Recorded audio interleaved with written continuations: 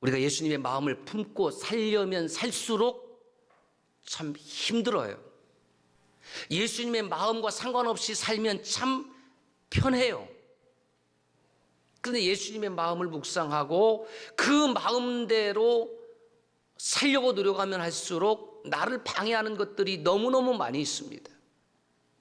옛 본성이 나를 찾아오고요. 주변 환경이 나를 도와주지 않습니다. 앞서 말씀드린 것처럼 그 누가 봐도 공중 도덕인데, 그 상식인데 눈살을 찌푸리게 하는 일들이 나의 마음을 힘들게 하기도 합니다. 사탄의 시험과 유혹이 끊이지 않습니다. 신토학습 중에 또 이런 질문도 있었습니다. 목사님, 어떻게 매일 예수님의 마음을 품고 산다는 말입니까? 그것이 가능한 일입니까? 어떻게 항상 기뻐하고 쉬지 말고 기도하고 범사에 감사할 수 있나요? 빌립보서 2장 5절 말씀에 너희 안에 이 마음을 품어라 곧 그리스도 예수의 마음이니, 이 말씀을 우리가 알고 있습니다. 히브리서 12장 2절에 보면 믿음의 주요 또 온전케 하신 이인 예수를 바라보자. 예수를 바라보자. 데살로니가전서 5장 16절, 17절, 18절 잘 아는 말씀이죠. 함께 읽을까요? 항상 기뻐하라, 쉬지 말고 기도하라, 범사에 감사하라. 이것이 그리스도 예수 안에서 너희를 향하신 하나님의 뜻이니라. 하나님의 선명하신 뜻이 무엇이냐 하면 항상 기뻐하고 쉬지 말고 기도하고 범사에 감사하라. 이거 모릅니까?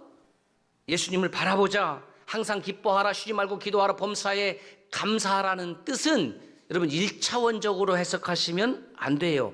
이 의미는 뭐냐면 내 삶의 주된 삶의 양식, 삶의 방식, 삶의 주된 관점, 삶의 주된 행동이 무엇인가를 말씀하고 있는 겁니다.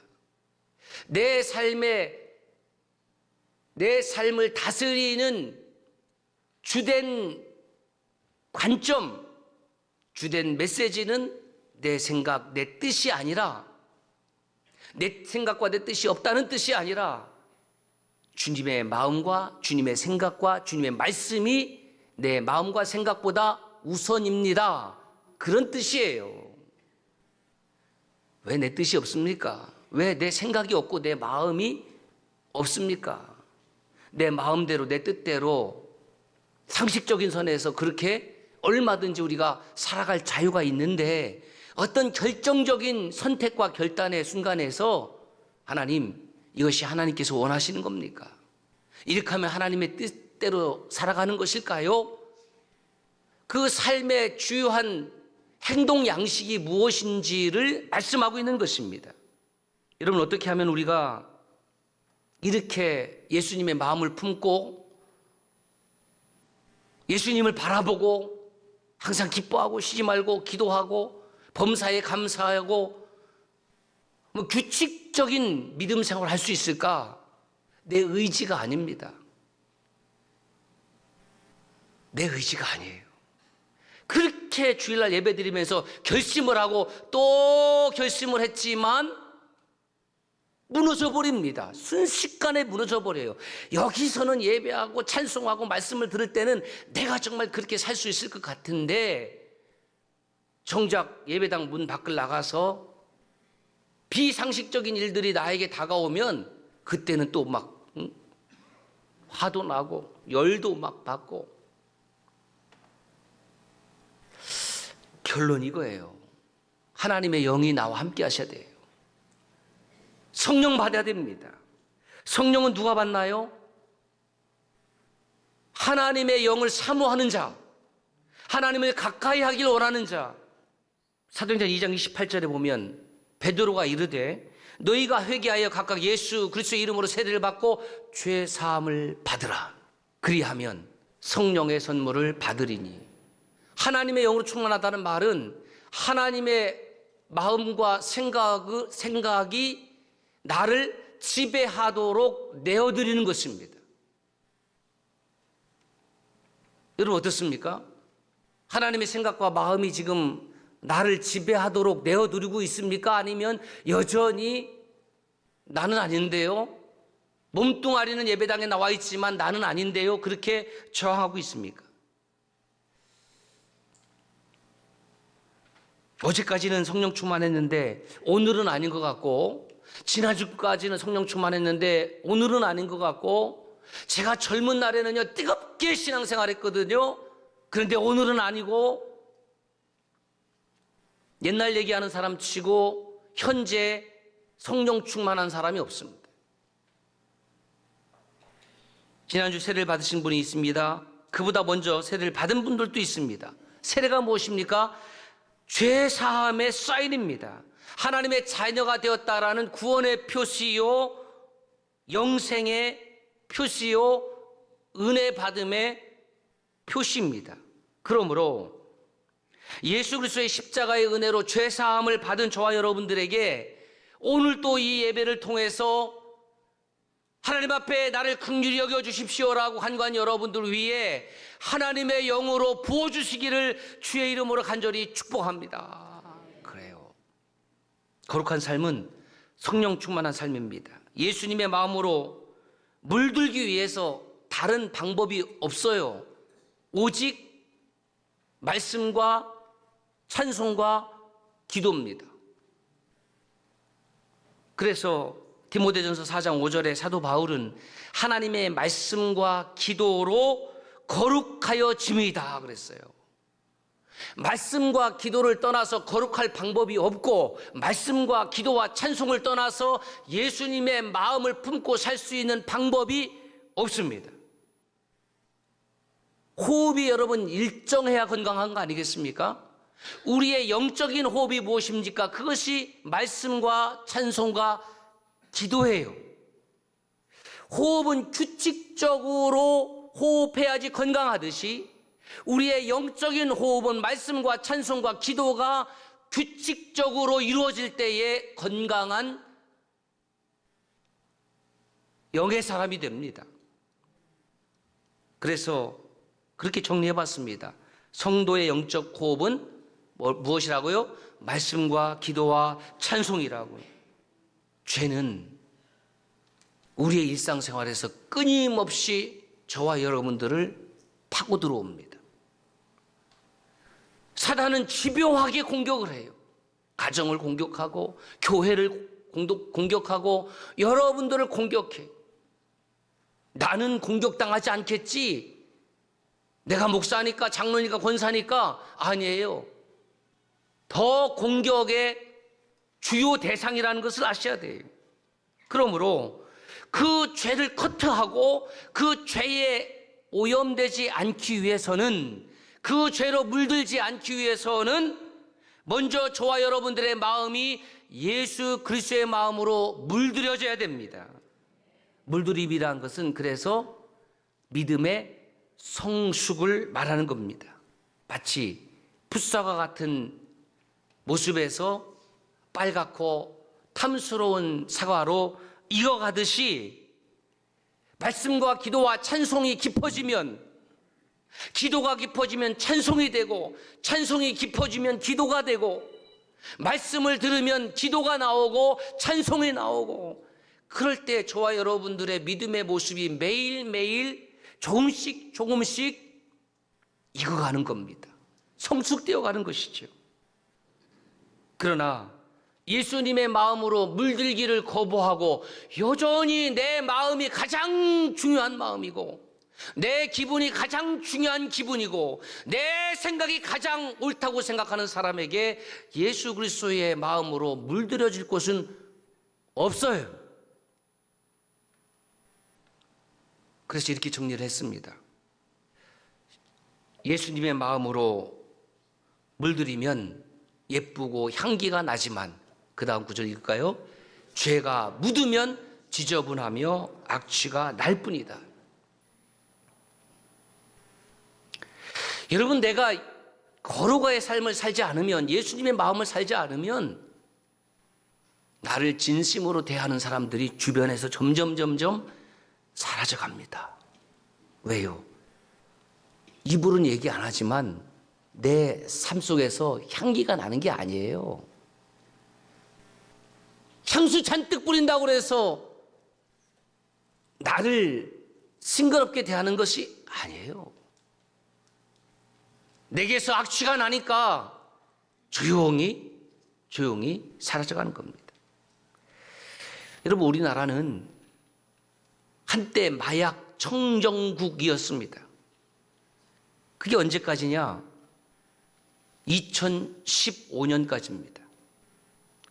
유엔이 마약 청정국의 지위를 부여하는 기준은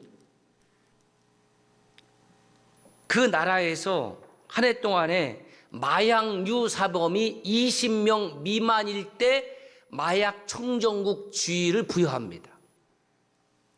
2015년까지는 우리나라가 한 해 동안에 마약류 사범이 20명이 채 되지 않았습니다. 그런데 2016년 이 수치를 넘겼고 2023년 마약을 해봤다는 설문조사에 해봤습니다 라고 응답한 사람이 우리나라에 230만 명이 넘었어요. 안 놀래는 여러분들은 했어요? 그러면? 했으니까 안 놀래겠지. 했으니까. 230만 명이 마약류를 접해봤다라는 거예요. 20명도 안 되는 나라가 불과 7년 동안에 이렇게 바뀌었습니다. 왜 마약을 합니까? 마음의 쾌락을 얻기 위해서죠. 마약이 이 시대에 마약 사범이 증가하고 있다는 것은 무슨 뜻이냐면 그만큼 사람들의 마음이 쾌락을 쫓아 산다라는 거예요. 아침 이슬 같고 아침 안개와 같은 그 일시적인 쾌락을 위해서 230만 명 이상이 지금 수치는 모를 수도 있지요. 고등학생들까지 중학생들까지 교묘하게 지금 마약이 널리 퍼지고 있습니다.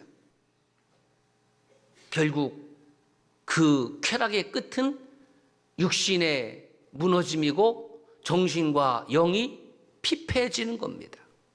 기근, 지진, 폭력, 전쟁 등 이렇게 각박한 시대를 저와 여러분들이 살다 보니 다 마음이 힘들어요. 다 마음이 아파요. 그래서 어느 종교에서는 우리 마음 공부합시다. 마음 공부. 마음이 힘드세요? 우리 교회로 오세요. 마음이 힘드세요? 우리 절로 오세요. 마음이 힘드세요? 우리 성당으로 오세요. 마음이 힘드세요? 우리 사원으로 오세요. 그래서 마음을 먼저 앞세우니까 다르게 전도하고 포교하는 것보다도 당신의 마음을 우리가 어루만져 줄게요. 아주 이게 좀 혹하지 않습니까? 거부감도 없고. 그런데 우리 주님은 뭐라고 말씀하시냐면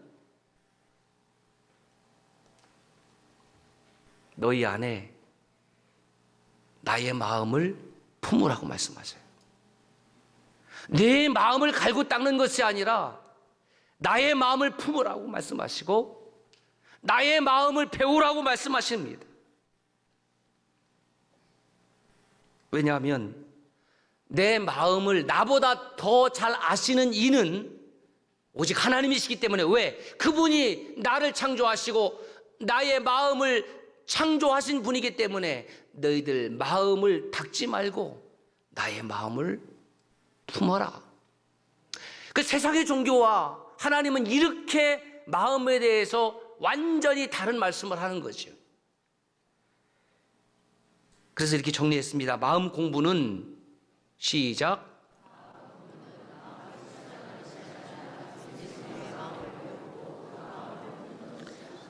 다윗은 하나님을 향하여 이렇게 찬양합니다. 시편 139편 1절에서부터 3절 말씀 시작. 여호와여 주께서 나를 살펴보셨으므로 나를 아시나이다. 주께서 내가 앉고 일어섬을 아시고 멀리서도 나의 생각을 밝히 아시오며 나의 모든 길과 내가 눕는 것을 살펴보셨으므로 나의 모든 행위를 익히 아시오니. 주님은 우리로 하여금 주님의 마음을 품고 우리가 배워야 될 마음은 주님의 마음이라고 말씀하십니다. 다시 말해서 마음 공부를 누구에게 하라?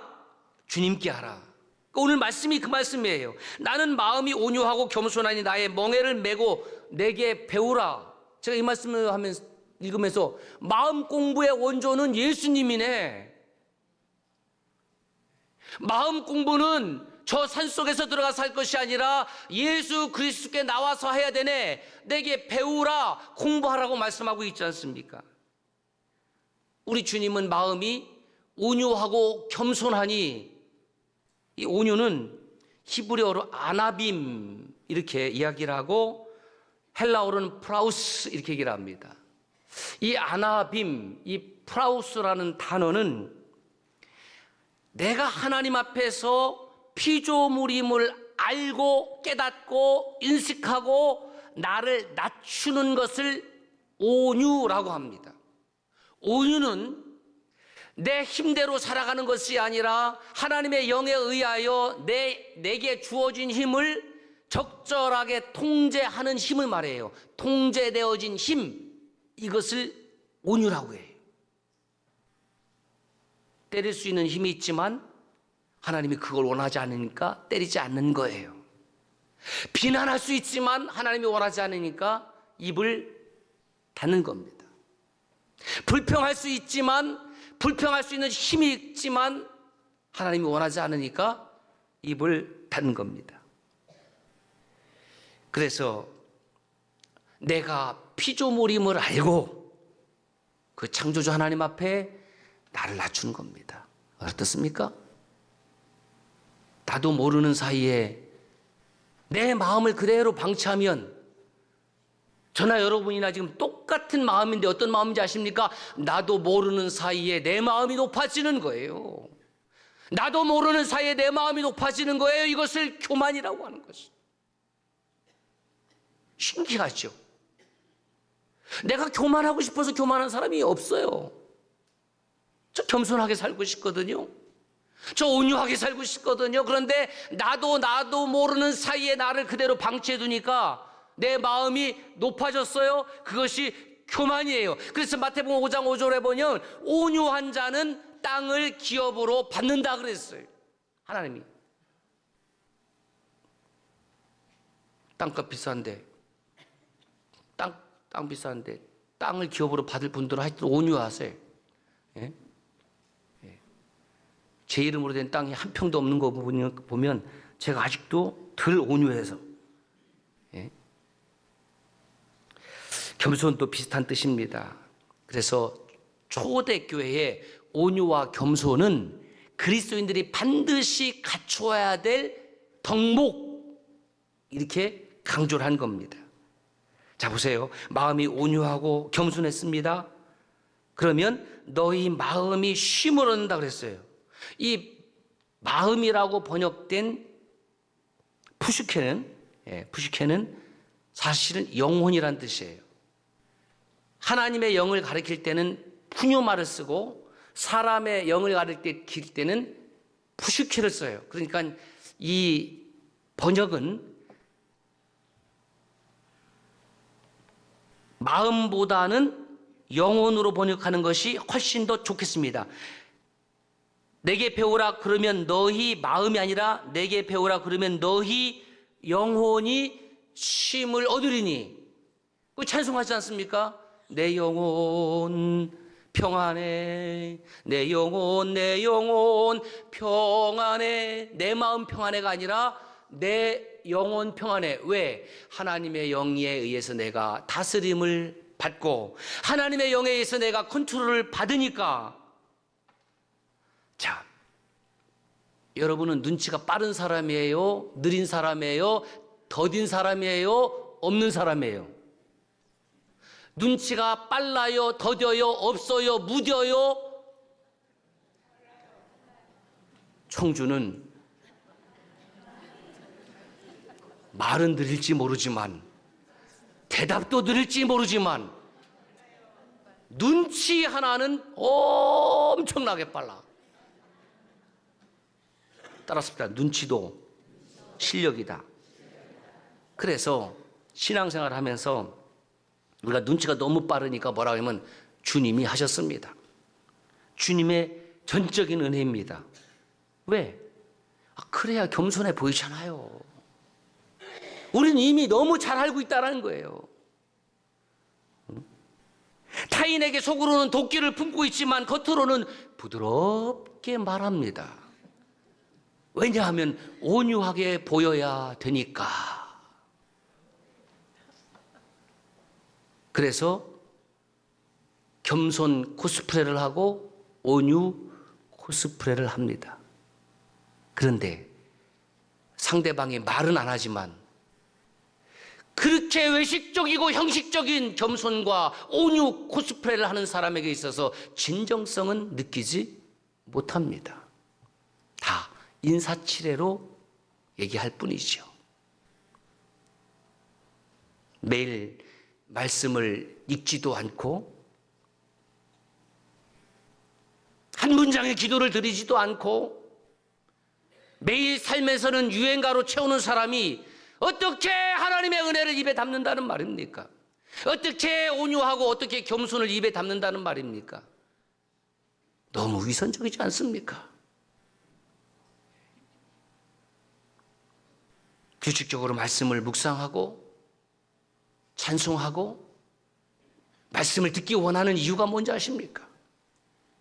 저와 여러분의 마음에 예수님의 마음을 채우기 위해서입니다. 채우기 위해서. 그래서 제가 이렇게 정리했습니다. 그리스도인은 시작. 그리스도인은 주님의 온유와 겸손한 마음을 배우는 사람이다. 주님의 마음을 배운 사람의 영혼만이 참된 쉼을 얻는다. 누가 그리스도인인가? 주님의 마음을 품은 사람. 누가 그리스도인인가? 온유와 겸손을 주님께 배우는 사람. 사랑하는 청주서남 믿음의 형제 자매 여러분, 이제부터 결심하세요. 마음 공부는 누구에게? 예수 그리스도에게.